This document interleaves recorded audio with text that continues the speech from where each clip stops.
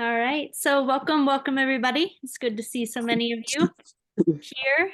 And tonight we have Dr. Andy Grayson with us, and she is going to take a deep dive into all things sugar. I am so excited for this. I think sugar is in all of our lives, and we either have a good relationship with it, a bad relationship with it, or somewhere in the middle. And it is always beneficial to know more about the thing that we want to change our relationship with, especially about how it affects us on a physical level, mental, emotional, and all things. So um, I'll take a moment for those of you who don't know me. I'm Dr. Allison Bogan. I own Precision Chiropractic, and we're hosting Dr. Andy tonight. I work with my husband, Dr. Andrew. Oops. Oh, Allison, I muted you by mistake. Oh, okay. Sorry, can you just start again by saying, talking about your practice? I'm sorry. Yeah. So I own Precision Chiropractic with my husband, Dr. Andrew. We're in Williston, Vermont, and we're an upper cervical specific chiropractic office. And I also offer cranial sacral with osteopathic visceral manipulation. So we combine a couple of different things to help people's bodies feel better, function better, and we love what we do. So, and we're blessed with some amazing patients. So it's good stuff. All right, so that's us in a nutshell, and I think I'll just leave it to Dr. Andy for the rest. Oh, thank you, Allison. I'm really honored to be coming to your practice and the extended community who have chosen to join us today to share this subject that I'm so passionate about. If you're just a couple of housekeeping things, please let's use the chat for questions. If you have a question, you can start the chat with a capital Q, and then Allison will be keeping tabs on those questions while I'm talking, because when I'm sharing my screen, I won't be able to see those questions. And so I want to make sure all your questions get answered. That said, I might stop a couple of times throughout the presentation to take some questions, but chances are your questions will be answered by the time we get to the end. So you just hang on. Hopefully we'll get all your questions answered. I think that's all for now. We'll dive in. I'm going to share my screen.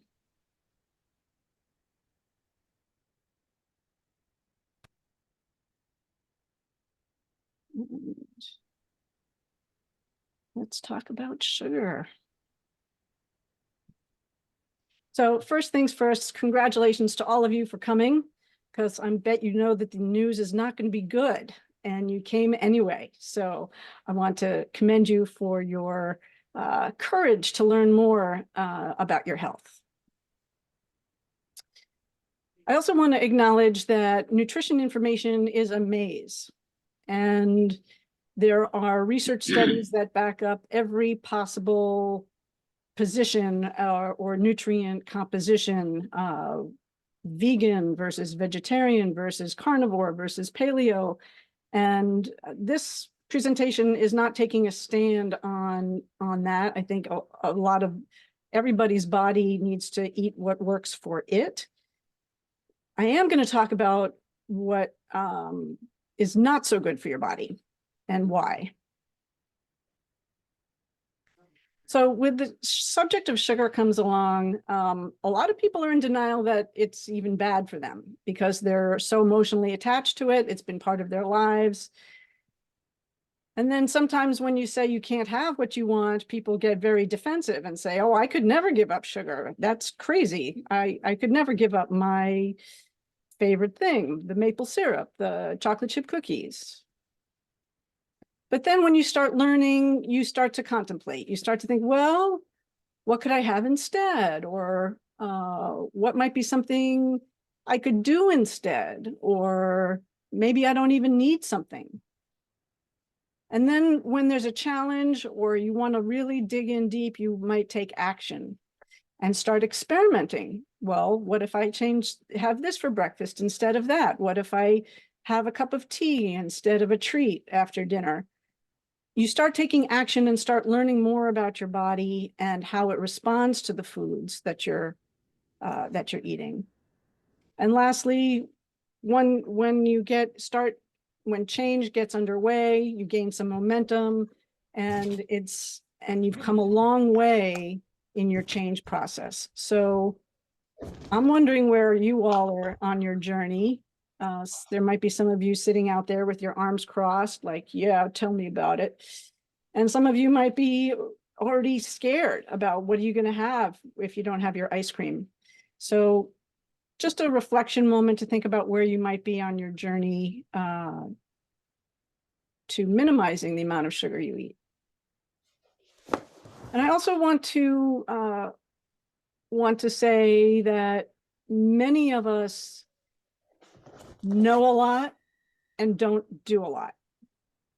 Like, we know we should exercise more. We know we shouldn't eat so much sugar. We know we should call our mother more often. But then there's this gap between what we do and what we know we should do. So I invite you to not just take this information in as information to store away, but think about taking action. Whatever that action is right for you, just think about how you're going to take action with this information. So a little overview. So I'm going to start by talking about what went wrong. Then I'll tell you a bit about my story and how I got to be here in front of you. I'll talk about why sugar is such a problem, how much is too much, according to the CDC and the World Health Organization, why it's so hard to quit, and then some steps you can take to choosing to reclaim the power that you've given away to these sweets that demand that you consume them. And I'd love to offer you a couple of things to help you on your journey that I'll give the links at the end. One is a sugar consumption journal where you can start keeping track of how much you're actually eating. Great place to start. And also a handout of the many names of sugar. There are over 50. They keep inventing new kinds of sugar. Artificial sweeteners keep coming out. So that's a good guide to start increasing your savvy about the ingredients lists of the foods you're eating. So we'll talk about sugar cravings and how much is too much in a bit, but first I want to give you a little context. Something very curious happened with our food supply around after World War II. So there you can see, so sugar consumption, the top line is the sugar consumption, and the bottom line increase is obesity prevalence. And you can see that both start really increasing, well, since the 1700s, since slavery, we've been consuming more and more sugar. But the part I really want to show you, bring to your attention is, you can see around just after World War I, there was a steady increase to World War I, and then during World War I, a decrease of sugar consumption, and then an increase again until World War II, and then during World War II, it really went down. And then after World War II, a couple of really important things happened. We created the Farm Bill, and the Farm Bill was aimed at increasing production of certain commodities and ensuring the competitive price for farmers' crops. A significant one of those was corn. So with corn being subsidized by the government, it became a very cheap ingredient for soda manufacturers to create high fructose corn syrup. There's also some technological innovations that made it easier to extract the sugars, the corn syrup from the corn in the processing phase. So that's really when things really took a turn, and high fructose corn syrup got added to not only sugar sweetened beverages, But many foods, highly processed foods, because it's a sweetener that keeps crackers and breads from getting crunchy. So when things are sweetened with high fructose corn syrup, they're more shelf stable. But it's also worth noting that obesity prevalence is not the only thing that increased. During this time period, every chronic disease has also increased in the past 70 years. Heart disease, the #1 killer of both men and women in the United States, is heart disease. Diabetes, Alzheimer's disease, depression, cancers, everything has increased along with the increase of sugar and processed food. It's not just sugar. We're at a point now where 74% of the food in the supermarket has added sugar in it. And I consider this a public health emergency, particularly in light of what you're going to learn about what it does in your body. All that's to say that if you have a problem with sugar and carbs, it's not your fault. It's been in our food supply, it's in 3/4 of our food supply. So unless you're an avid discriminator of what the packaged foods you're buying, chances are you're eating a lot more sugar than you think you are. Okay, so how did I get here? Well, it started in my childhood. Unbeknownst to my parents, their encouragement for me to be a member of the Clean Plate Club encouraged me to eat more than I wanted to, and then get rewarded with ice cream. So that set up a very, and with many people, parents are very well-meaning in their desire for us to get well-rounded diets, and but I learned very quickly that I didn't need to pay attention to my hunger cues, because if I ate what was on my plate, I got dessert. So there's a subconscious lesson there that many children learn, is that you'll get rewarded for ice cream if you finish your meal or whatever. And then there were the other emotional things. So if a child falls down and scrapes their knee, it's a parent doesn't want the child to feel bad. So they say, it's okay, honey, you'll be fine. Let's go get some ice cream and you'll feel better. And so that also teaches us from a very early age that to avoid uncomfortable feelings. And many people find themselves being emotional eaters in adulthood. And we learned, that's just to say that we learned it very early. And all that avoidance leads to us seeking avoidance. I consider sugar a gateway drug. Many people consider tobacco or marijuana a gateway drug. But sugar is the first substance that many children have that make them realize they can change their state by consuming it. And if you're a child, it's the quickest way to change your state. Adults also have alcohol and tobacco and other kinds of substances. But if you're a kid and you're bored or you're upset or you're angry, sugar can make those feelings just wash away. So that was the prelude, I guess, to saying when I became a vegetarian at 13, I instantly became dependent on carbohydrates. Whole grains were talked a lot about, and I ended up struggling with my weight, with my digestion, with my body image. I went on a up and down dieting for 30 years, and real frustration of like, why can't I figure this out? Why can't I eat and not have to finish the bag? Why can't I have one cookie? Why can't I didn't understand what was happening biologically. And I was a binge eater. And when I say, binge eater, I would buy a package of cookies with the full intention of eating the whole thing, or as much of it as I could handle. And the last thing I'll say about that era was that I was stuck in the calories in, calories out model, which we'll talk a little bit about more. Calories do weigh into the picture around weight management, but you'll see there's a lot more going on than just calories. And I turned to exercise as a weight management strategy, thinking I could just, if I just worked out harder, I could manage my weight. This is a typical day. As a vegetarian, I would start the day with some granola, and maybe a couple hours later have a muffin, and then a couple of hours later have a snack of some dried fruit and nuts, and then maybe pasta for dinner.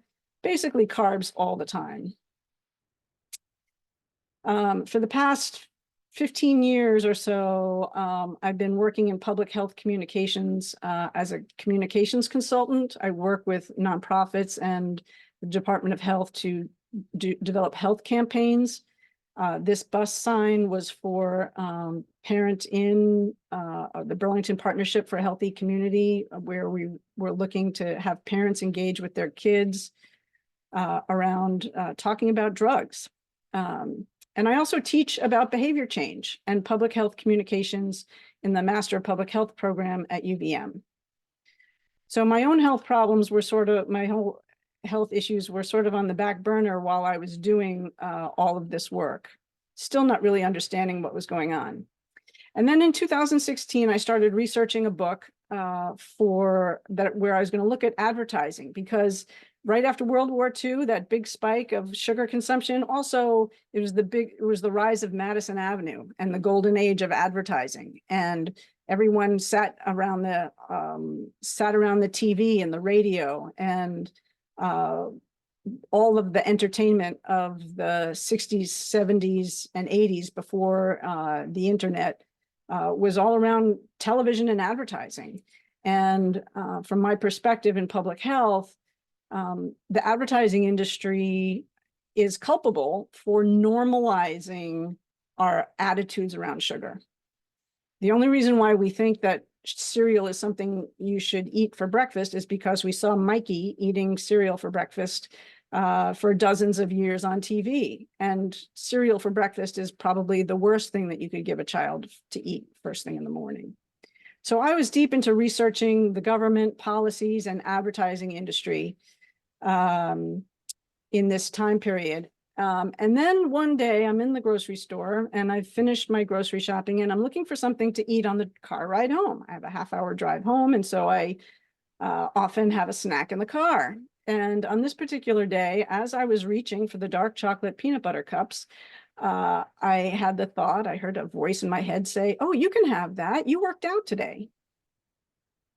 And that's something I've said to myself 100, thousands of times before. But because my head was so wrapped up in the sugar industry and their tactics, I heard it as a voice that was separate from mine. I could hear it. And I said to myself, "Who is that talking?" And then I realized that was the sugar talking.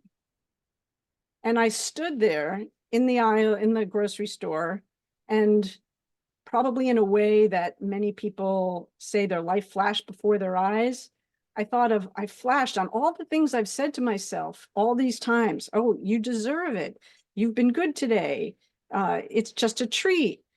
All the things that I've said to myself over the years to justify having a treat flashed before me in a way that made me feel like a huge veil had been lifted.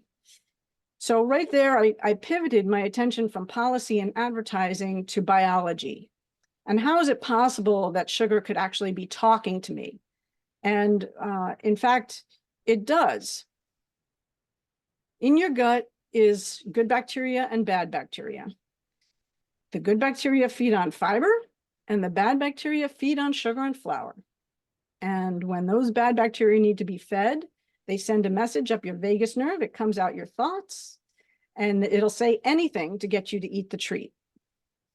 And including, I deserve that. So recognizing and ending my sugar dependency changed my life. I'm trim now, in the best shape I've ever been, but I also I don't have all the symptoms I used to have. No brain fog, no sleep issues, no skin issues, no mood issues, no digestive issues, and no joint pain. And when I could finally say, oh my gosh, it was the sugar all along, that was a huge aha for me. So it took me 2 years to unravel my sugar dependency.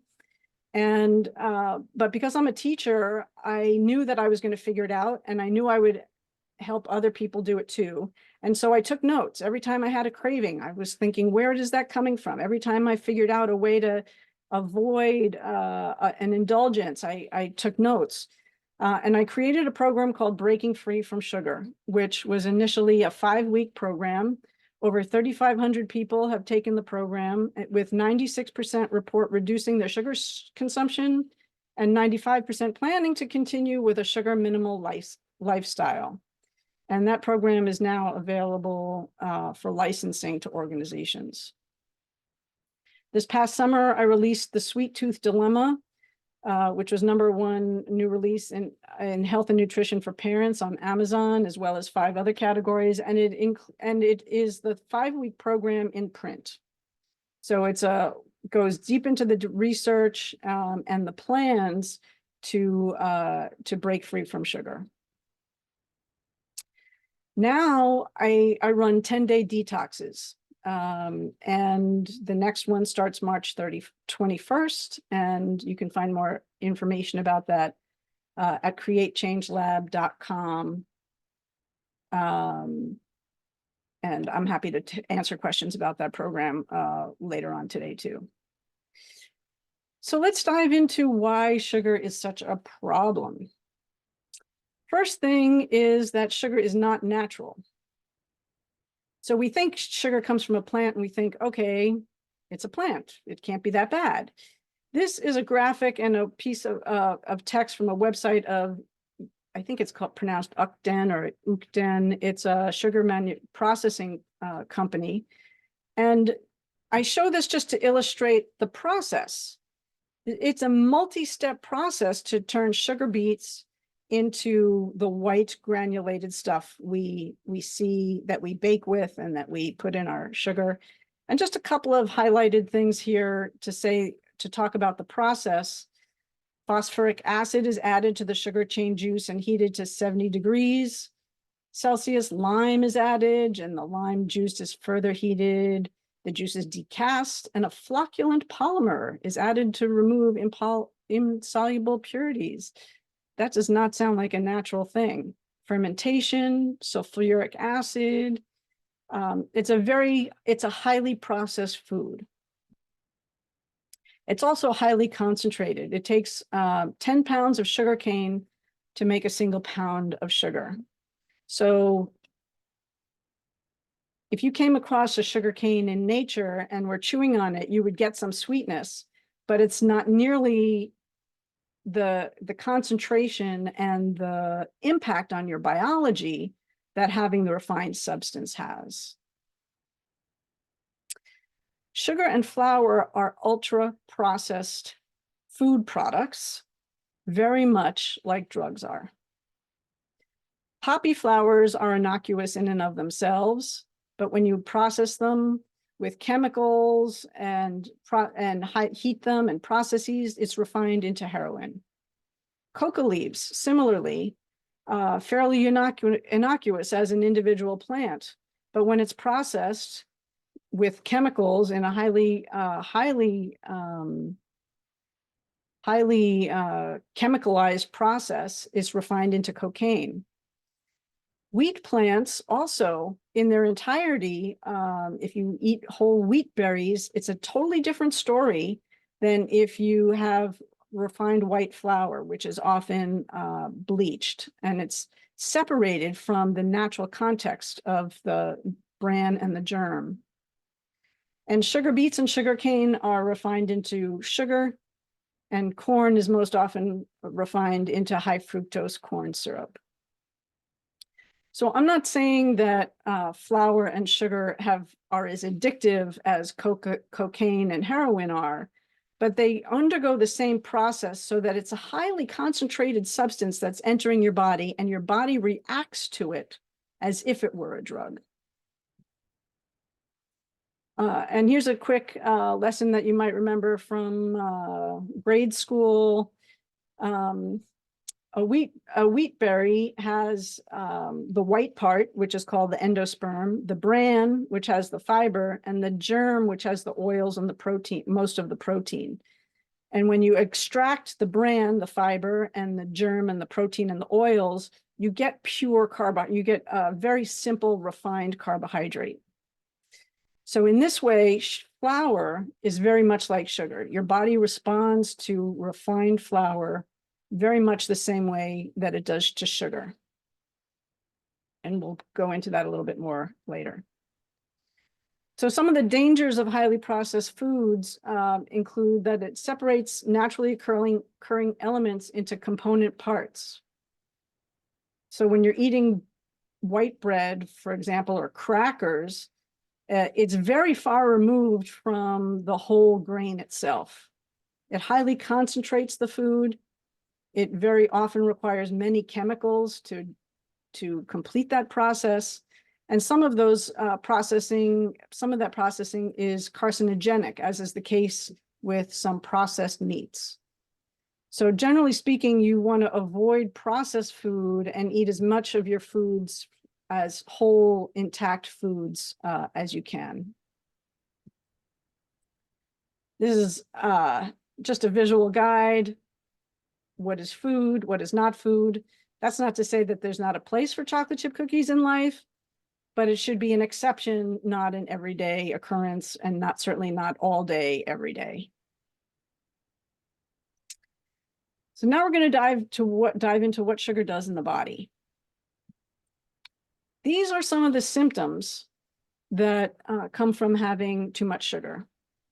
Poor sleep, up and down energy roller coaster, brain fog, headaches, moodiness, and other mental health issues like anxiety and depression, jitters, joint pain, skin issues, and extra weight.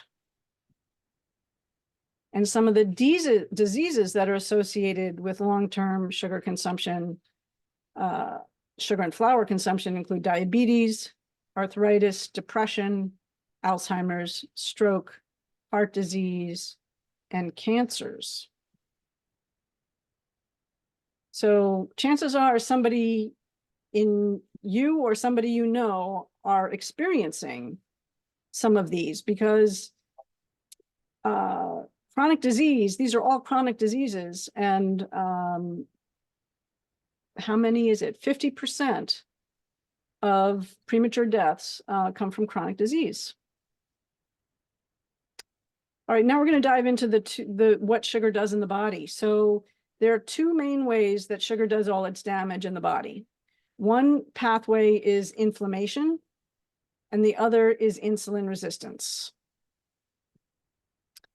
Insulin is needed for glucose to be absorbed into your cells. So when you have something sweet, a refined carbohydrate, it goes into your bloodstream, and it can't stay in your bloodstream. Your blood sugar cannot stay elevated for very long. So insulin is released from your pancreas to open up the cells of your muscles primarily, so that you can absorb the blood sugar, absorb the glucose into your muscles. And insulin resistance happens when the cells that over time, cells need more and more insulin to do that job. And diabetes is when you don't make enough insulin to do that job. So prediabetes is prolonged elevated blood sugar or blood glucose that comes from eating simple carbohydrates like sweets and processed carbohydrates like bread, pasta, and pizza. And 1 in 3 Americans are pre-diabetic. So at least 10 of us on this call, maybe 12 of us on this call, are pre-diabetic, and 90% of us don't know it. So to talk about inflammation, we need to talk about the microbiome, which has been getting a lot of research and a lot of press. I hope you're learning more about it. The gut and the colonies of bacteria in your gut are home to 70% of the immune system. And it also, those microbiota synthesize vitamins and nutrients, create hormones, and the gut connects to the brain via the vagus nerve in 1/10 of a second. So having a gut reaction to something is your gut telling your brain, or your brain telling your gut what's going on. Fear starts in the gut usually. You see something and then boom, it goes to your gut. And the directions go both ways. Communication goes from the brain to the gut, but mostly from the gut to the brain. And it includes neurotransmitters. It regulates stress and anxiety, mood, and behaviors. All come from the bacteria in your gut. So among other things, inflammation disrupts that communication. And sugar and flour are key drivers of inflammation and insulin resistance. So if you're experiencing inflammation and your gut is dysregulated, it's going to affect your immune system, it's going to affect your mood, it's going to affect your sleep, it's going to affect all the bodily processes that those the gut microbiota are managing. But sugar is not the only source of inflammation. These are some of the other ones. Industrially processed seed oils like canola oil and cottonseed oil and even soybean oil. Gluten for many people is a source of inflammation. Meat for some people, not everybody. Refined grains, soy, corn, dairy, and probably the biggest one is chronic stress as a major driver of inflammation. So its impact is not small. Whatever you got going on, inflammation is likely involved, and inflammation is further driven by consumption of refined carbohydrates. So I want to talk a little bit here about addiction. I often use dependency and addiction interchangeably, but that's actually not very helpful because addiction is something very specific that happens in the brain. So a casual user is someone who can have a treat, can take it or leave it.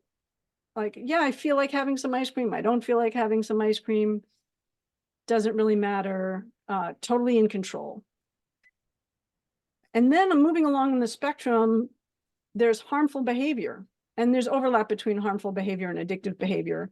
But some harmful behavior might include binging, eating in spite of knowing it will cause regret or physical discomfort, bends to social pressure. You didn't want dessert, but everybody else is having dessert, or it's somebody's birthday in the office and they brought in cake and all right, I'll have cake because it's there.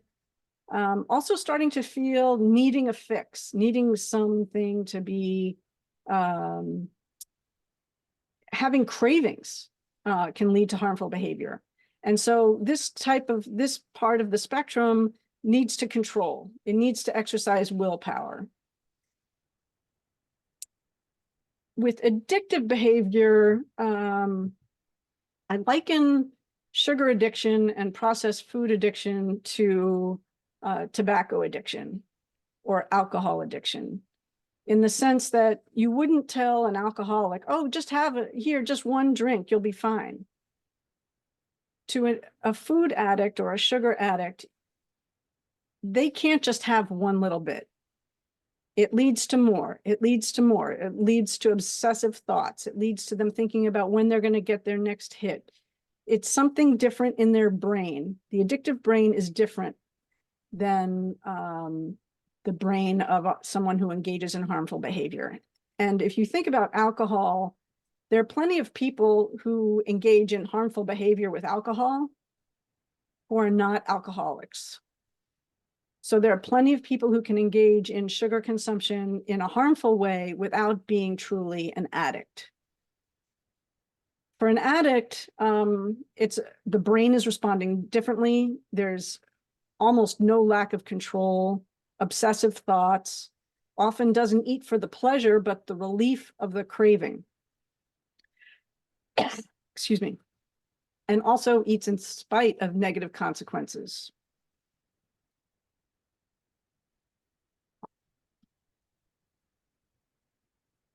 So just to reflect for a second on your own behavior, reflect on where you think you might be on that spectrum.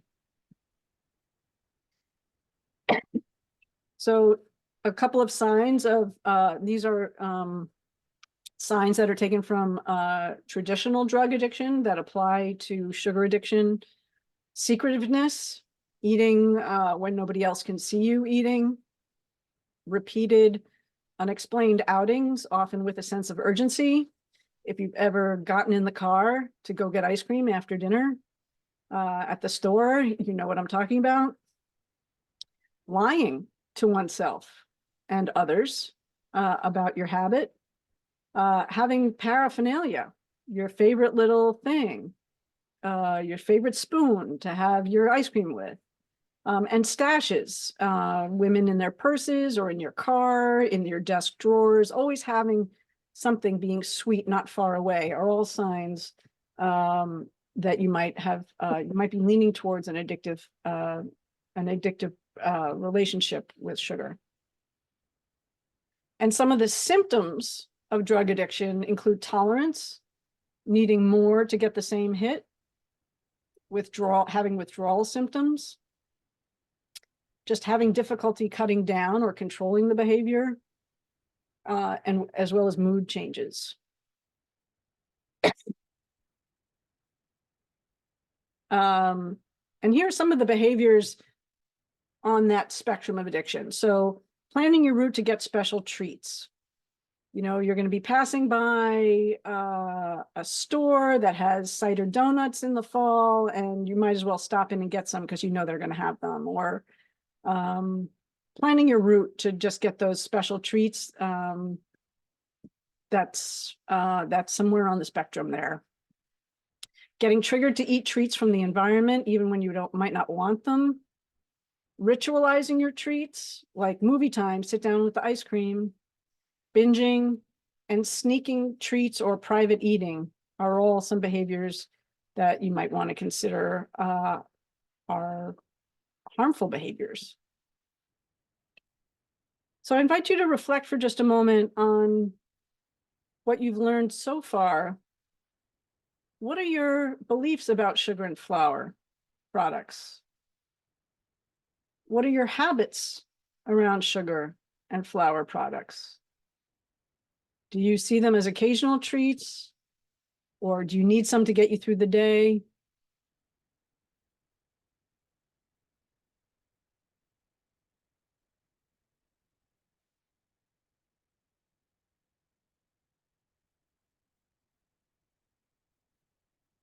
Okay, so now we're going to talk about how much is too much. According to the CDC, the World Health Organization, and the American Heart Association, they recommend that women have no more than 6 teaspoons of sugar a day, and men have no more than 9 teaspoons a day. And if you have any diagnosis, this might be too much, but just putting it out there as their recommendations. So why is it so hard to quit? Well, the primary fuel for the brain and the body is glucose. And the sweet taste is pleasurable because we get a hit of dopamine from the sweet taste. But dopamine is not only just we get for the pleasure of eating it, it's also the motivation to go get it. Dopamine is increasingly linked to motivation. It's what gets us in the car to go get the ice cream. So when we talk about taking sugar out of our diet, of course we're going to feel deprived because we're taking out a primary source of pleasure. So that's why on this journey to minimize how much sugar you're eating, you want to make sure you're increasing your other forms of pleasure, spending more time outside, drinking clean, fresh water, talking to loved ones, being in community with other people. You want to make sure that you're getting pleasure from other things in your life so that, and really amplify those things so that when you minimize the amount of sugar you're eating, you don't feel deprived. So now I'm going to go into some myths. The first myth is that it's just a sweet tooth. And I use this as a myth because it sounds so innocent. Oh, I have a sweet tooth.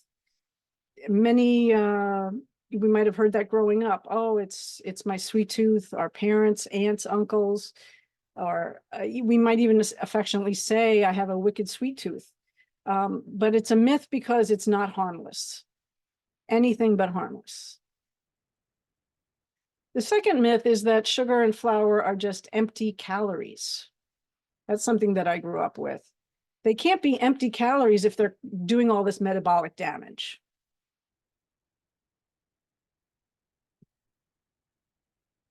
So a term that is often used, you may have heard it, is called the glycemic index. And the glycemic index refers to the rate at which glucose level in the blood rises after eating a specific food.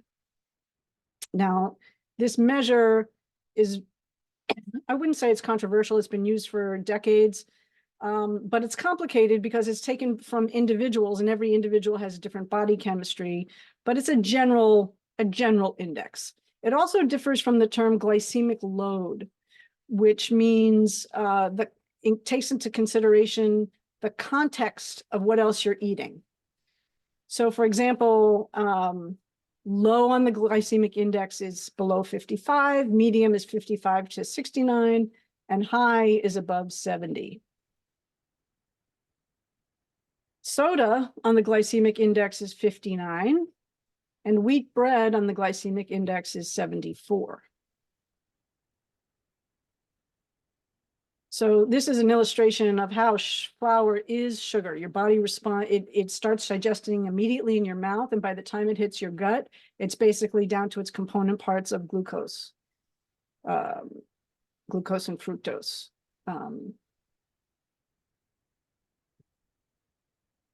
Similarly, fruit juice, soda, typical soda might have close to 40 grams of sugar. And orange juice or apple juice for that matter has almost as much.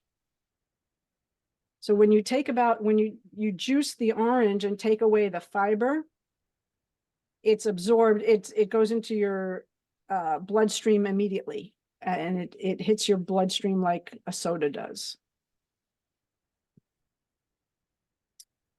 A plain bagel has 0 added sugar, but it's over 90 on the glycemic index. So this is where the concept of glycemic load comes in. If you have that plain bagel instead with a smear of cream cheese and some smoked salmon or turkey on it, you're adding fat and protein, and so the glycemic index will be different. That's what the load takes into consideration. But this slide is really just to say it's not just sugar, it's flour, and it's affecting your blood sugar drastically. And myth number 3 is calories in, calories out. If your body, the primary way, so your brain can get energy from ketones. That's, well, the primary source of energy for the body is glucose. It's the preferred source because it's very easily, readily available when it hits your bloodstream and goes into your cells. And it can go to the brain, and the brain uses up a lot of energy. If there's sugar and carbohydrates that are readily available in your bloodstream, your body's not going to go looking for the stored fat because it's getting its energy from the sugar that you keep feeding it. So when we focus on calories in and calories out, and not taking into consideration how it's affecting our blood sugar, because once insulin is insulin is released, it's storing fat. So if you're just focusing on calories, you're not going to, and not the type of calories, you're not taking advantage of the way the biology of your body is burning fuel. So the calories in, calories out model ends up getting people to starve and becoming, their bodies becoming used to eating less and less food. And in some cases, not the right foods, just because the people are counting calories and over exercising. So calories in, calories out is not the whole picture of weight loss. Some of the self-justifying and beliefs and thoughts that can come with a sugar dependency are things like, I worked out, so I deserved it. I've been good. I couldn't live without. I don't want to be so restrictive. I know myself. I'm going to rebel. It's not that important to me. I know I'm going to need something at 3 o'clock. Just setting yourself up. So maybe these are some of the things that you've said. And it starts early. So I wanted to bring this up because, as I mentioned earlier, one of the worst things you could feed a child is cereal, sugary cereal first thing in the morning. But it's important to know that the industry is engineering foods to make them as addictive as possible. So the way that works is there's a concept in food manufacturing called the bliss point. And the bliss point is the maximum amount of sugar and salt and fat that makes the chip irresistible before it becomes too annoying, becomes too sweet or too spicy. And they often do this with kids. They'll bring kids into the lab and they'll have 3 or 4 different samples of cookies, say, and they give one to the child and the child says, oh, I like that. And the next one, oh, I like that even more. I like that one even more. And then they get to one where it's too much. Oh no, I don't like that. That's too sweet. I don't like that. So then they know to back off just a little bit off that. They take the highest possible amount of sugar before it being too much. And they call that the bliss point. And so our kids having these sugary snacks, any food in the snack aisle, any kind of puff, cheese puff, goldfish, all these foods aimed at kids are engineered to maximize the amount of brain pleasure, and addictive qualities of the foods. And adding sugar to foods is completely unregulated, as is the marketing of sugary foods to kids. And that's not the case in some other countries. Some other countries are putting, are not letting food manufacturers advertise sugary cereals and sugary foods to kids during the hours that they're watching television or on their now the internet programs. But we don't do that here in the US because the food lobby is pretty powerful. So another pause to reflect. Are you feeling resistance, overwhelm, anger maybe?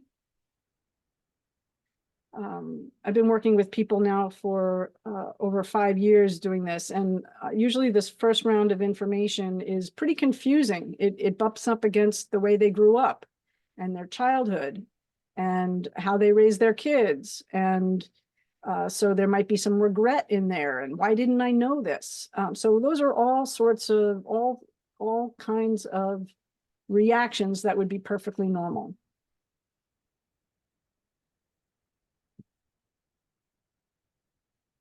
So now what are you going to do about it?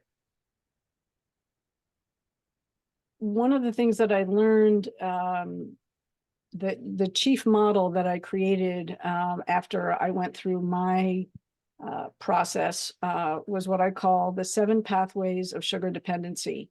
And it's what you need to know what you're up against. So there are three different parts of the factors of sugar dependency, starting with pleasure and reward. So we've talked about that a bit already, that the pleasure and reward is the primary driver for so many people when they want to have treats. And that's for good reason, because this slide shows that the brain lights up 6 times more from having sugar than cocaine. So cocaine has other addictive properties, but in terms of lighting up the brain, like woohoo, it lights it up like a Christmas tree. So and there's research with rats, quite a bit of research with rats around addiction, and rats that are addicted to cocaine will still prefer to have the sugar water when they have a choice. So it's a very powerful drug, really. And then there's the energy roller coaster. So the red line here shows how much the blood glucose rises after you have something to eat. And then it goes down, and then it goes up, and then it goes down. And the blue line is the insulin, that the insulin is secreted to absorb the sugar into the bloodstream, and then it goes down, and then you have lunch, and then it goes down and up and down. And many people know what that's like, being on a energy roller coaster all day long and needing a pick-me-up around 3 o'clock or a snack around 11 because of these blood sugar fluctuations. So chasing energy is another factor. The third factor is the gut bacteria, which we talked about. And there's good bacteria that feeds on fiber, and the bad bacteria feeds on sugar and flour. Then on the emotional side, so those three are the physiological elements. On the emotional side, there's stress and emotional avoidance. It helps us avoid feelings of stress and boredom and just downtime. Because it does not only the act of eating gives us something to do, but it entertains our brain and our bodies for quite a bit of time after that, effectively taking us out of whatever emotional distress we were in. And then there's habits and social rituals. Many of us think of family when we think of social rituals, and having grandma's pie on Thanksgiving. We associate the food with the love, and it's tradition, and it's how we connect with the family. And a lot of those happen around sweets. So habits and social rituals are another way that we get sucked into having more sugar and flour. And then these two additional pieces are addiction. Any family history of addiction would predispose you to being addicted to sugar, including alcohol, and family history or personal history of trauma. And that can be little t trauma or capital T trauma, because little t traumas can be a disappointment that you found solace in your ice cream, and that became a habit of loneliness ice cream, without it being a capital T trauma. So this is what you're up against when you try and quit. And that's why it can take some time. It took me 2 years to unravel my sugar addiction. So which of these areas are more of a pull for you? Just another reflection moment. Is it pleasure for you? Are you an emotional eater? Do you get terrible cravings? Cravings, it's my understanding that cravings come from a combination of low energy and gut bacteria primarily. And that's what the 10-day detox is, to help you get past that. So here are some major tips for addressing each of these areas. If pleasure and reward is your primary driver for sweets, you want to actively pursue other forms of pleasure. If energy fluctuations are your primary source of sugar cravings, then you want to limit your carbohydrates, especially at breakfast. For gut bacteria and cravings, you want to eat fermented foods every day. Stress and emotional avoidance, you want to exercise, meditate, yoga, Tai Chi, mindfulness. You want to manage your stress, focus on managing the stress and feeling your emotions rather than controlling the food, because controlling the food is using your willpower to control the food is a limited resource. Habits and social rituals, the best thing to do is to plan ahead. Know the situations you're going to get into and be prepared. Bring alternative foods, create new rituals, know what you'll say to your family members. In my groups, we talk about the holidays a lot. Many families have food pushers. You know, maybe that's even you who bakes the cookies and expect everybody to eat them. So planning ahead and creating new rituals, that takes time. It's not something that happens right away.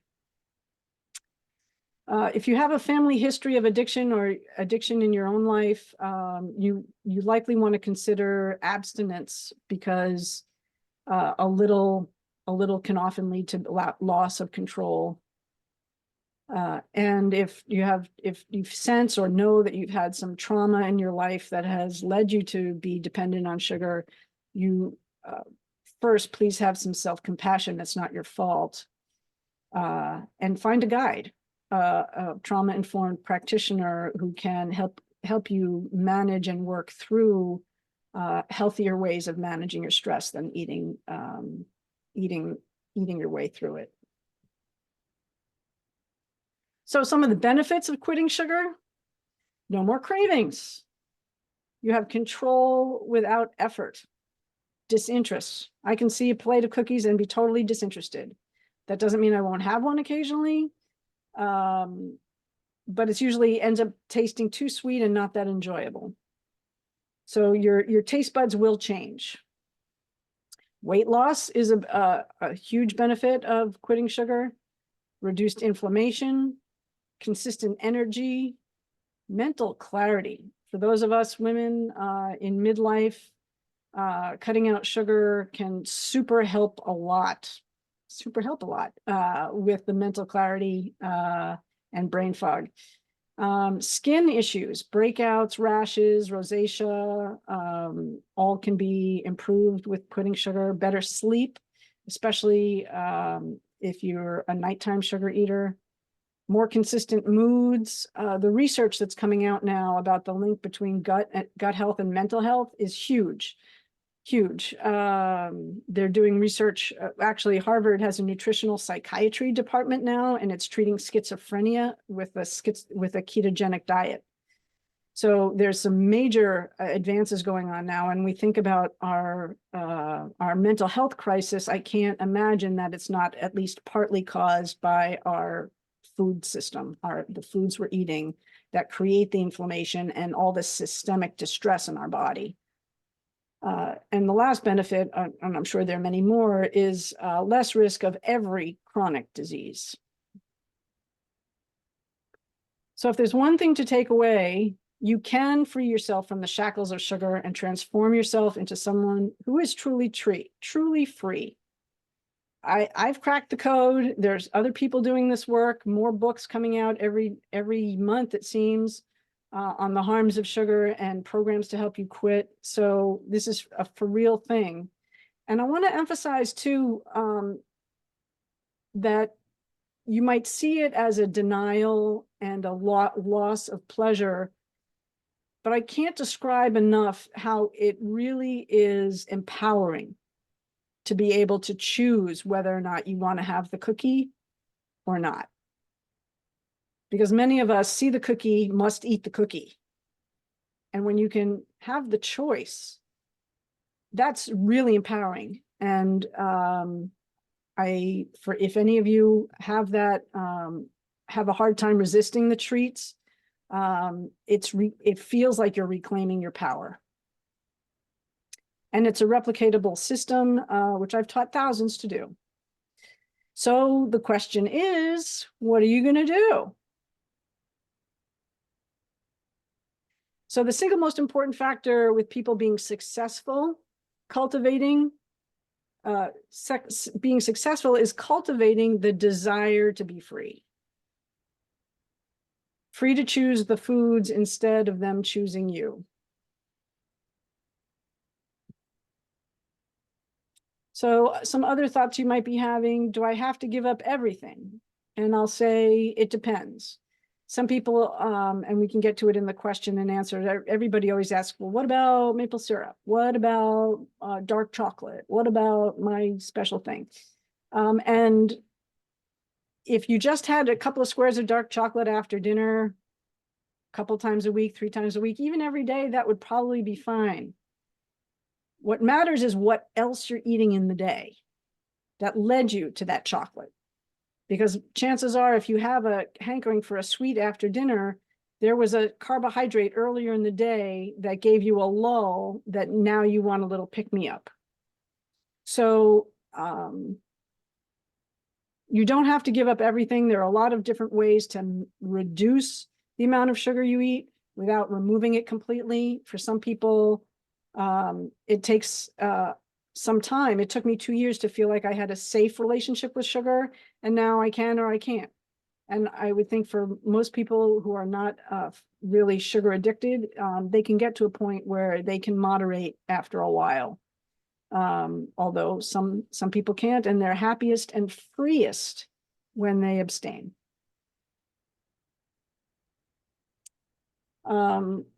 Just a couple of quotes from people who've gone through the program.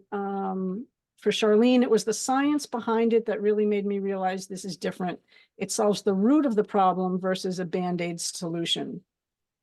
And then she started losing weight consistently, never starving or hungry, meal planning. Tara, an executive, doing this course was fantastic, eye-opening, game-changing. I had no idea sugar was hiding in all the foods I was eating. I was a complete sugar addict and didn't even realize it. And she also started losing weight and belly fat pretty quickly. So if you can imagine, no more fear of missing out. No more willpower needed. No more starting over tomorrow or starting over on Monday. You actually get total freedom to eat what you want, because what you want to eat changes. And you can look at a plate of chocolate chip cookies with complete disinterest. So the sooner you start to reduce or eliminate the sugar and refined carbohydrates in your diet, the sooner you will start to feel better, and maybe even reverse the prediabetes and other chronic conditions you're experiencing.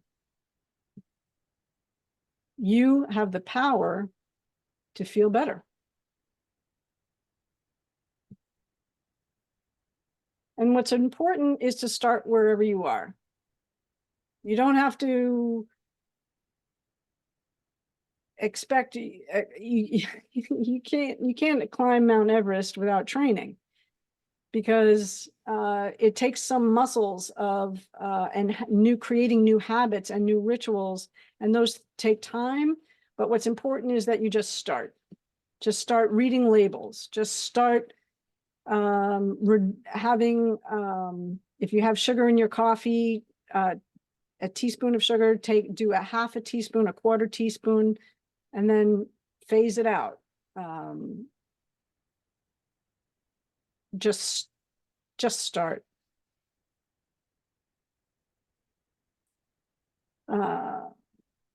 Another moment for reflecting. Are you thinking about how you might start, what you might cut out?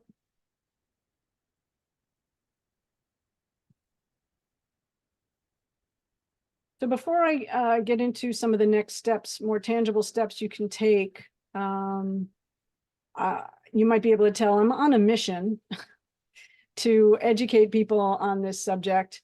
I have a favor to ask. And that is, who do you know that needs to hear this information? Someone else in your life? Are you part of a group who would host this talk? Do you work for an organization that has a wellness program where I could present this information? I have a whole initiative that's working on working with kids and families, working on a project in a school, because parents need to know this. Parents don't want to be policing their kids around food, and often use food as a tactic to not have emotional breakdowns. So we want to teach parents some skills for negotiating with their kids that don't involve treats, using behavioral rewards instead of food rewards. And I can't do it alone. So your support, your reaching out to people you know in schools or organizations, just reach out to me, Andy at Create Change Lab. I'd love to talk to you about how we can spread the word. Okay, then. What will be your next steps? What do you need to take some action, any action? More information? Go to YouTube, go to Google, buy a book. There's plenty of information out there.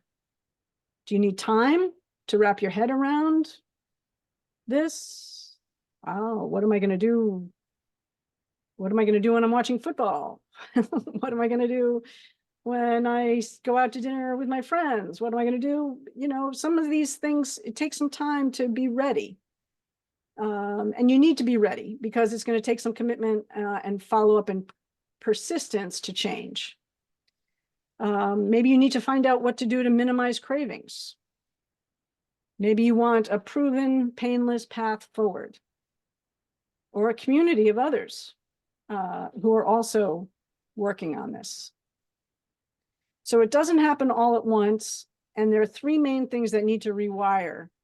Your brain pleasure center needs to rewire. Your taste buds need to be rewired.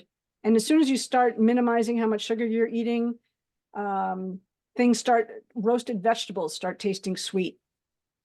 So your taste buds do reacclimate, do resensitize to not having the sweet taste. And your habits and rituals also need to be rewired. So this takes time, and some guidance is certainly helpful.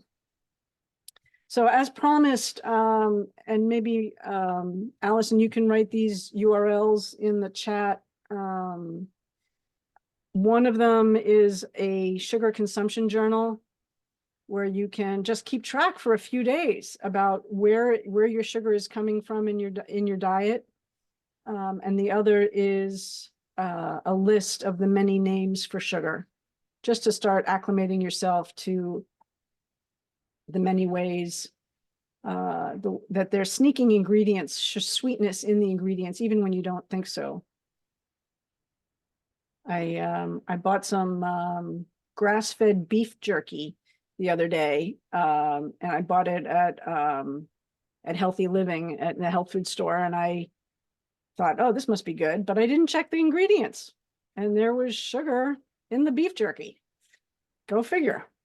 So you really got to check, and just because you buy it in the health food store doesn't mean it's healthy.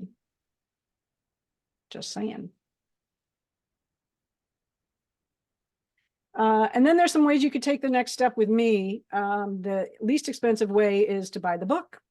The Sweet Tooth Dilemma has the full program in it. It takes you through a 3-week sugar detox with steps. And that's the least expensive way. My 10-day sugar detox is $177. And I also offer private coaching to customize and support people very specifically around their needs and their schedule. But since you're on this call today, well, what you get in the 10-day detox is results with minimal cravings, a guided program with video lessons, handouts, menu planning, and recipes, so you don't have to overthink it. And I should add that the platform that the materials are on is gamified. So every time you take an action, you get points. So it's a fun way to learn. There's 24/7 access and a discussion forum, so you can learn and learn on your own time, and have interactions with your colleagues. And there are 5 live coaching calls in that 2-week period to answer all your questions. So you're fully supported the whole way. And since you are here and learning, I'm offering, you can still take advantage of the early bird pricing for another week, 20% off. You can find out more and register at createchangelab.com. Just follow the links to the 10-day sugar detox. There's a coupon code that you have to put in, early 20, but that's written on the sales page there. And since you're here all the way till the end, I love you. You want to learn, you want to change. So appreciate that in you. If you sign up tonight, you'll get a free PDF of the book. So it's a wonderful companion to the 10-day detox, because it's a reference point and has a lot more detail than I've gone into here.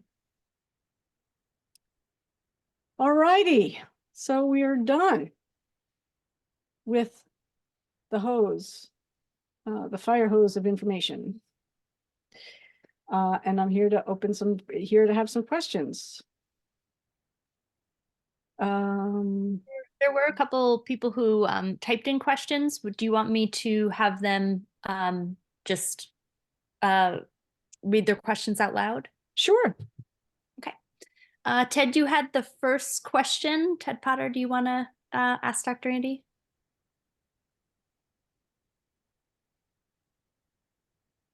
Sure, Dr. Andy, thank you so much. Can you hear me? I can, thank you. Can't see myself, but anyway, my question is around actually Alzheimer's. I recently learned, and maybe you do know this or don't know this, but I understood that the United States is only one of 2 countries probably in the world that actually calls the disease Alzheimer's, because everywhere else in the world it's called diabetes type 3.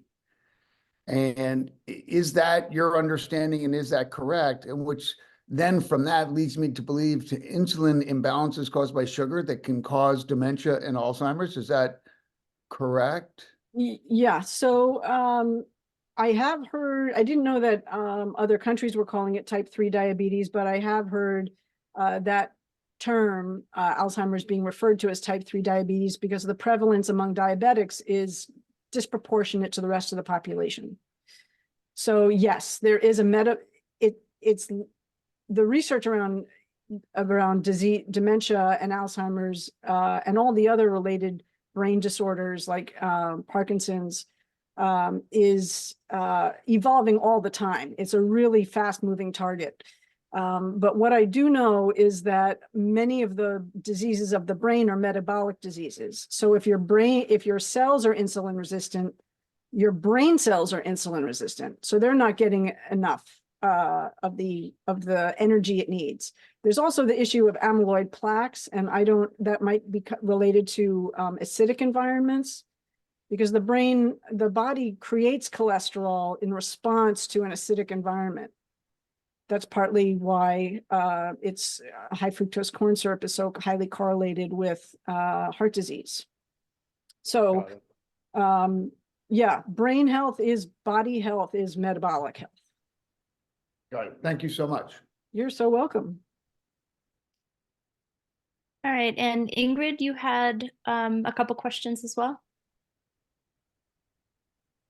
Yes, let's see. I love to bake, and so that's one of the rituals that is probably one of the hardest aspects for me to entertain in changing my habits.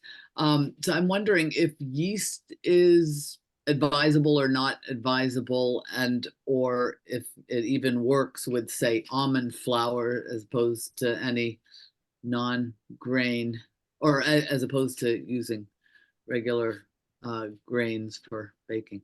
So you're talking about bread baking as opposed to pastry baking or cookie baking. Yeah, in this case, yes. Well, I'm not an expert in this area, but I've heard that sourdough is much preferable because the sourdough sort of pre-ferments some of the sugars. So it's Mhm. easier to digest and it has less metabolic effect, particularly if you're going to have it with a smear of almond butter or another nut butter or on a sandwich with some meat or cheese. You're not going to have the same insulin hit blood sugar spike as you did if you just ate the bread plain. That said, you can bake with almond flour, bake bread with almond flour, but it's yes. Yeah, Well, yes is the answer. And I there are books. If you did if you did an internet search for books that are almond flour bread book, for example, or the Okay. keto baking book, Okay, yeah.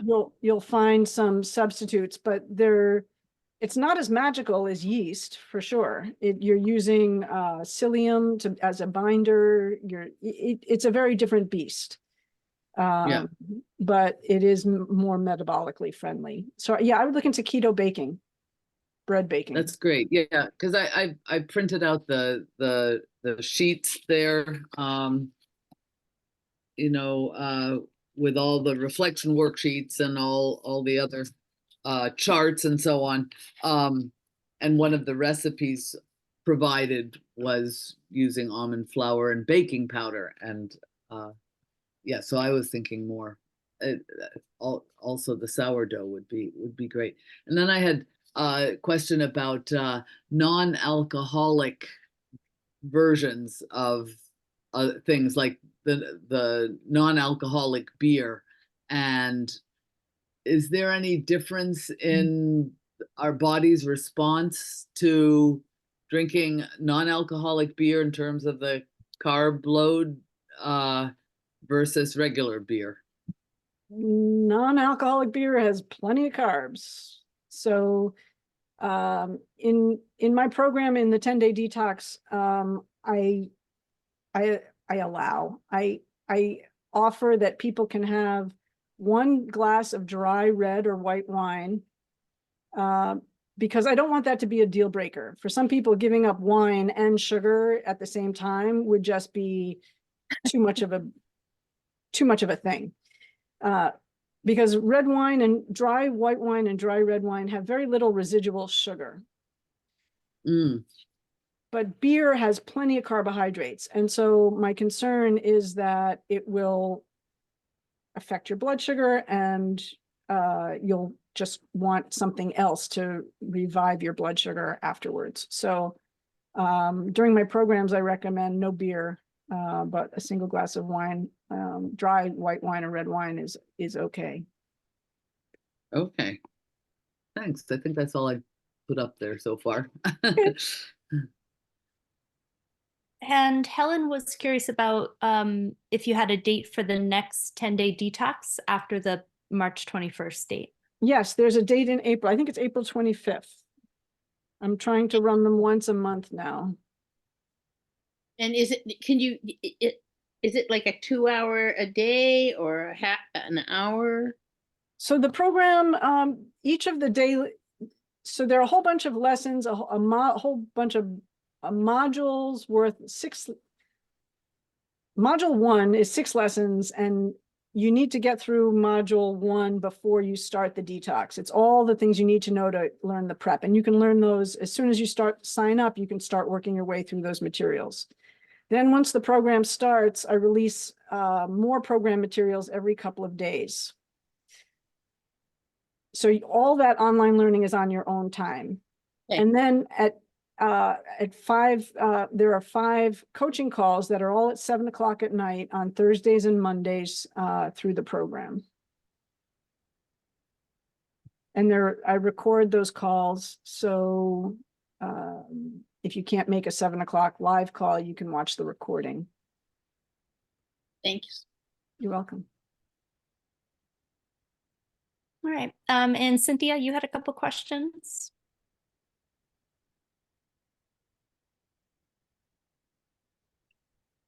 I have a She's still- question about, instead of snacking on cookies or chocolate, how about fresh fruits, apple, orange, banana, pineapple? I love fruit.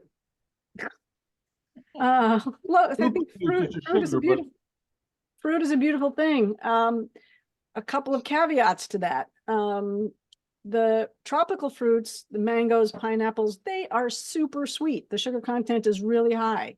So even though they have fiber, which is wonderful, they, depending on how sensitive your blood sugar is, it could spike your blood sugar quite a bit. That said,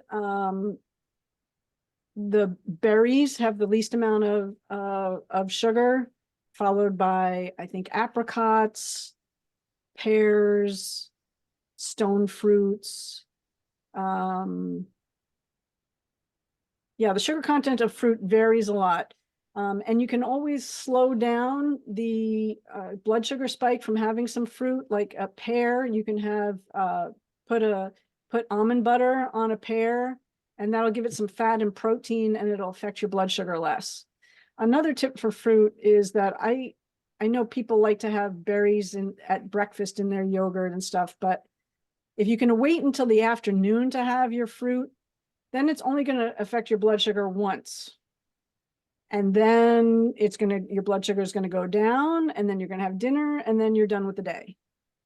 So if you start your day and have fruit for breakfast, like banana, I can't have bananas in the morning. Otherwise I'm going to have annoying hunger that I cannot satiate.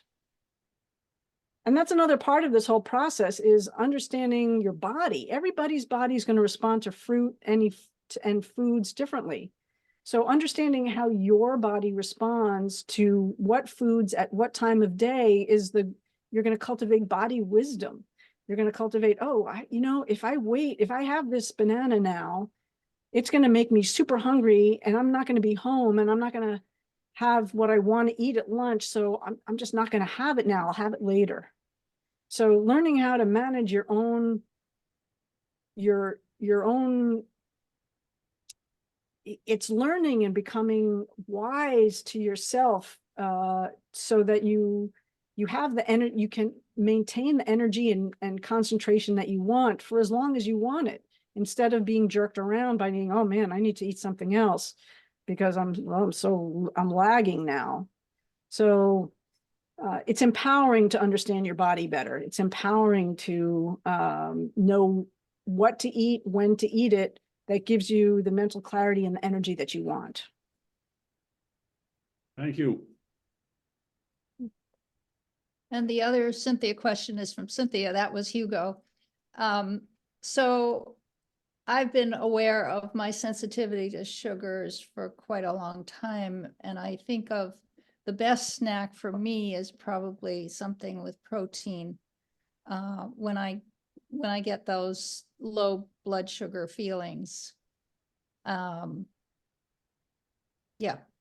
that's, I guess you're nodding. So I am on the right track. Yeah, protein snacks are great. Right. Yep, Thanks. you're on the right track. I should say that ideally we wouldn't snack. Snack is an invention of the food industry. We have an entire aisle of the supermarket that is floor to ceiling snacks, non-foods, processed foods, so that you can have something to eat any time of day. I think ideally we would rest our digestive systems in between meals, eat 2 or 3 meals a day with enough time in between to let our body do its thing. And then when you get hungry, and that's another thing too, is that there are a lot of different kinds of hunger. There's hangry hunger, there's low blood sugar hunger. Tuning into what hunger is, true hunger is almost benign, and it comes in waves. You get a sense, I could eat something soon. And then it'll pass. And then it comes back. Yeah, I'm getting hungry now. Yeah. And then it'll pass.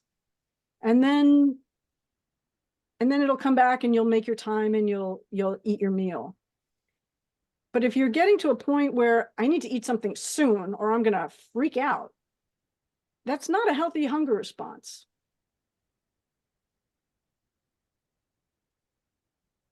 And it's a response that says some alarm bell is going off. And that's a generalization. If you haven't eaten in 12 hours, your blood sugar is going to be low and you want to eat something. But understanding that there are different types of hunger and tuning into what kind of hunger it is will be a big clue as to what you ate earlier and what you might eat next to really hone in on satiating that hunger in a healthy way. Thank you. Great You're welcome. presentation. Welcome. All right. So Brooke had a question. She just also messaged that she had to go, but other people may have the same questions, so I'll read it off. She is curious about what you recommend for sugar substitutes, if any, and your thoughts around organic stevia or monk fruit. And if one was to have random sweet, would you suggest agave, maple syrup versus the sugar alcohols? Well, there's a big can of worms. I'm going to work in reverse order. Agave syrup is mostly fructose, which can only be managed by the liver. So it's actually good for diabetics, but bad for liver disease. So agave was the golden hero. It came in on a wave of glitter about 20 years ago, and it's really not turned out to be the savior, the sugar sweetener, the sweetener savior that it was purported to be. Maple syrup affects your blood sugar just like honey does and sugar does. So, but I'm not saying you shouldn't have maple syrup, or I just don't think you should have it every day, all day, starting within your coffee. But know that it will affect your blood sugar the same way that honey and maple syrup and sugar, table sugar does. The artificial sweeteners and the sugar substitutes, they're different categories. There's the sugar alcohols, which xylitol, erythritol, sorbitol. I'm just not a fan of chemical sugar. I think they're a good stepping stone for some people who might be addicted to regular soda as a stepping stone to have artificially sweetened regular soda, but definitely with a time limit, because artificial sweeteners like aspartame and the sugar alcohols, they've been proven to disrupt the microbiome, among many other things. So the artificial sweeteners, definitely not. The sugar alcohols, yeah, maybe in transition. And then stevia and monk fruit, I think they're the best alternative sweeteners.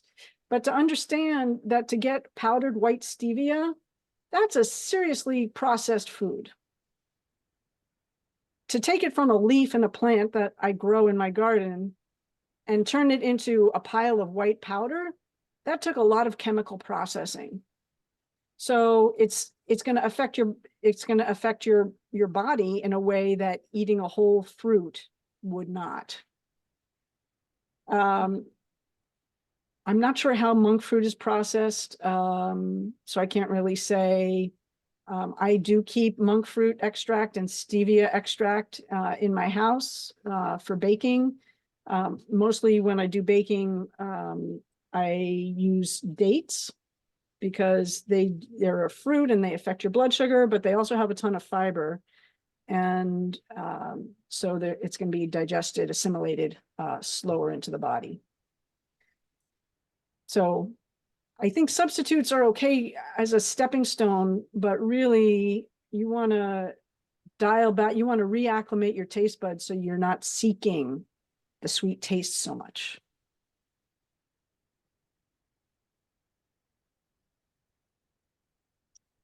Right. Doris, you had the next question?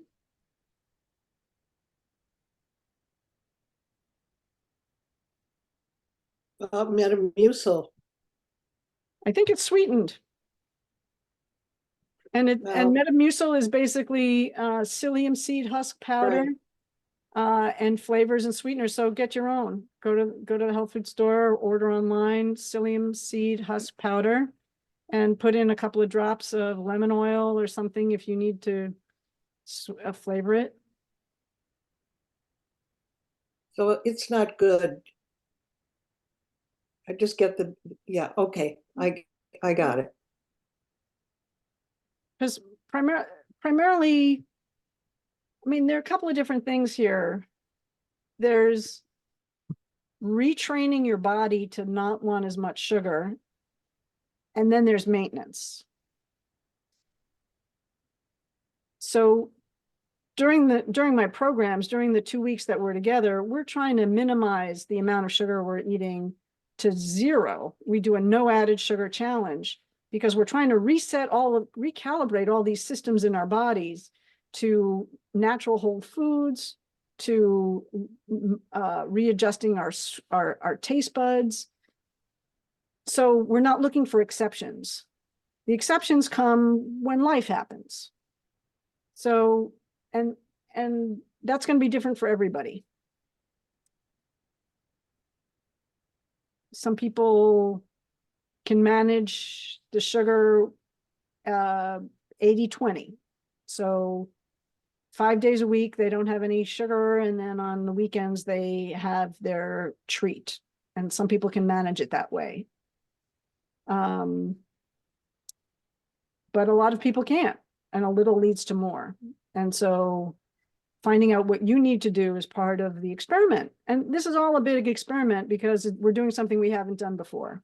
We're entering the laboratory of our own bodies to discover something, discover what makes our bodies feel best, what foods, what time of day, how we eat is almost as important as what we eat. So taking all those things into consideration as an experiment, and even constantly experimenting, because as you age, your needs of your body are going to change. Your calorie needs are going to change. The types of exercise you can do can change. Your nutrients change. You need to continue with a steady amount of protein as you age to keep your muscle mass. I'm sure everyone on the call has experienced, you can't get away with eating what you ate when you were 20, right? So if you keep eating what you ate when you're 20, you're going to put on weight because your metabolism changes. So really just tuning into where your body is in now and working with that for a while, and then things change and you tweak again, and you do this dance with your sense of how you nurture yourself, how you feed yourself, is a dance.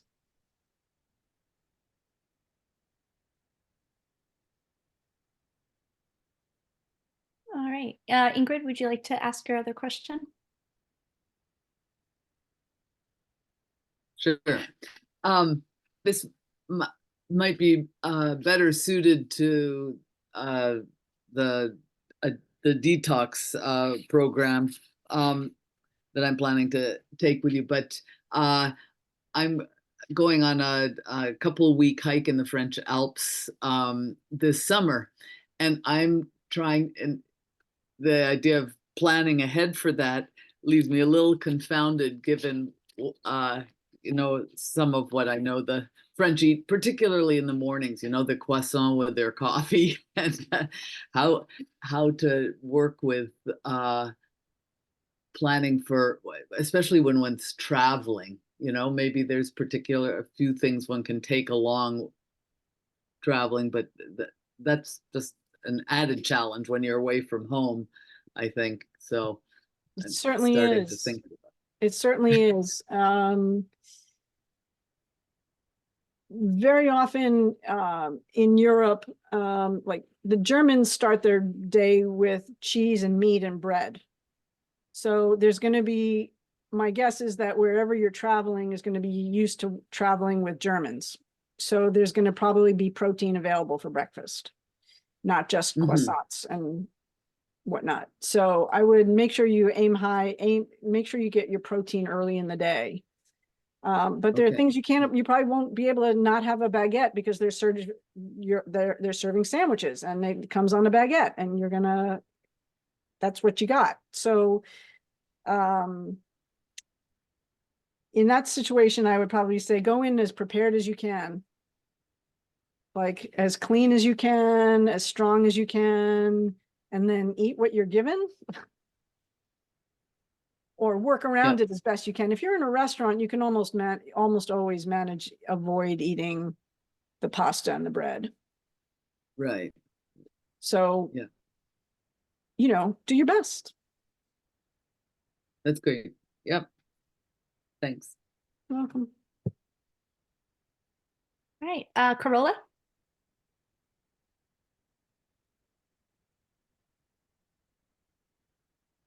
Hi, Dr. Andy. Thank you so much for this evening and for you, Allison, for hosting this.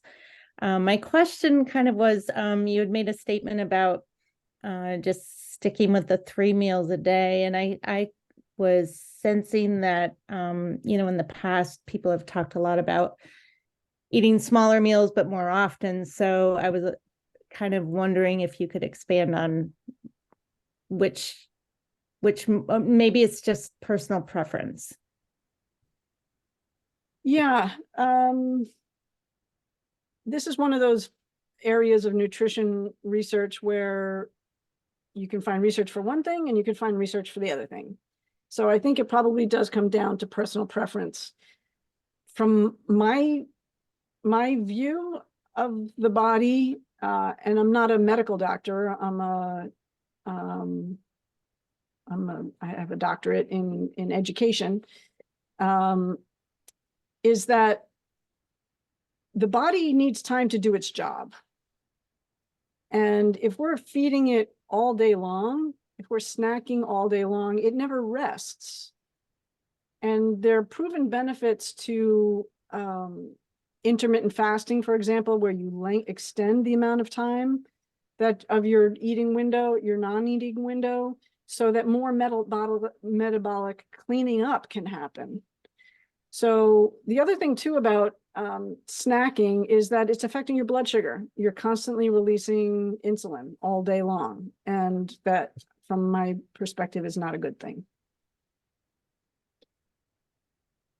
That said, on this journey, substituting your snacks is the first step. Having nuts or meat and cheese or apple and peanut butter, or having non-carbohydrate minimal snacks would be a way to transition away from snacks as well. Thank you. You're welcome. All right, and Lagia? Hi, it's Lee here. I listened to a talk recently about how as you age, like you mentioned, as you age you need more protein. It was an AARP talk, and they were saying, like, for example, for breakfast, if you have oatmeal, which now I know I shouldn't be having, add yogurt or a protein shake. So my question is, for breakfast, then would you not recommend like Greek yogurt, or I mean, I know the protein shake won't. If I add the milk, it'll also have sugars, right? So what would you recommend? Greek yogurt has the most protein of all the yogurt types, so that's a great choice. Whole milk Greek yogurt.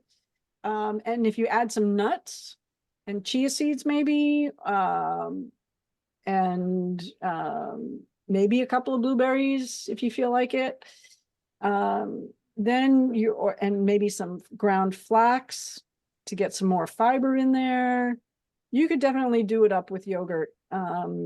Just beef it up to beef up the protein even a little bit more. Oh, great. There's some Okay. people, there's some people in the field who are suggesting that 30 grams of protein per meal is ideal, particularly in the morning. But 2 eggs is not 30 grams. You would, to make 30 grams out of eggs, you would need 2 whole eggs and 1 egg white, I believe, Okay. to boost the protein to be 30 grams. Okay. Because the Thank you. protein, you're welcome. And protein is also the most satiating of all the elements of fat, protein, carbohydrates. Protein is the most satiating and lasts the longest. So that's, if you eat a good protein breakfast, you'll make it to lunch without needing to snack. Good to know. Thank you. You're welcome. And David.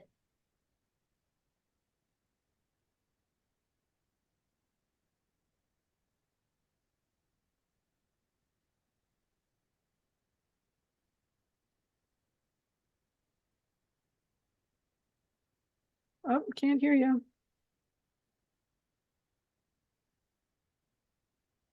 Here, I can try and unmute you. Just add it. Yeah. We were wondering about allulose, the sweetener allulose, somewhat new. Yes, there's your biggest, the biggest tip off. New. New what? New chemicals, new processes, new things that the body is not made to eat. That said, some of the people that I follow in the field are seeing it as being the least harmful of the alternative sweeteners. Dr. Michael Greger said he wouldn't have it in his house, but he hasn't found any research that indicates that it's harmful so far. Right. And I agree with Dr. Greger on a bunch of things, and I would agree on this. I would rather you have whole foods than something else. But if you need to bake, it's somebody's birthday and you need sweetener, okay, go. Thank you. Thank you. You're welcome. All right. That seems like the end of the questions.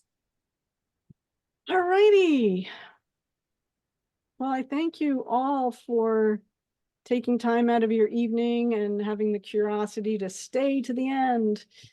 I really appreciate your interest in the subject and your own health and really reclaiming your health. I really feel strongly about the reclamation of our food, of our sovereignty over our food, because to be controlled, to feel out of control, or to feel like if you don't, you're going to freak out if you don't eat the cookie soon, that doesn't feel powerful. That feels to me like I'm giving my power away. So if any of you have been feeling any of those symptoms, I encourage you to start on the journey, because it's very empowering. Awesome. Well, thank you so much, Dr. Angie. You covered so much on so many levels, and really, I feel like looked at sugar from full circle, and it was great. So Thank you. appreciate you inviting me to join you. Thank For you, sure. Dr. Allison. Our pleasure. Bye, everybody. Thank you so much. Bye, everyone. Bye.